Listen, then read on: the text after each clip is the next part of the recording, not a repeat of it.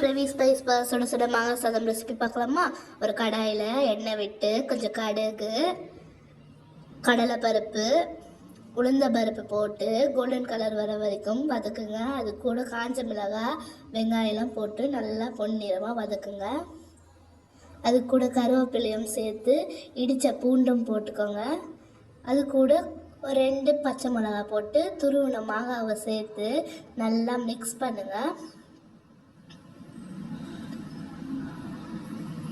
அது கூட கொஞ்சம் மஞ்சத்தூள், உப்பு சேர்த்து மிக்ஸ் பண்ணி சுட சுட சாப்பாடை போட்டு அது எல்லாமே நல்லா கலரி விடுங்க.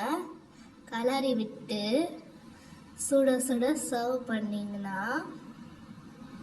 மாங்காய் சாதம் ரெடி. கூட அப்பளமும் வச்சு சாப்பிட்டு பாருங்கள், அல்டிமேட்டாக இருக்கும். சாப்பிட்டு ட்ரை பண்ணி எப்படி இருக்குன்னு சொல்லுங்கள்.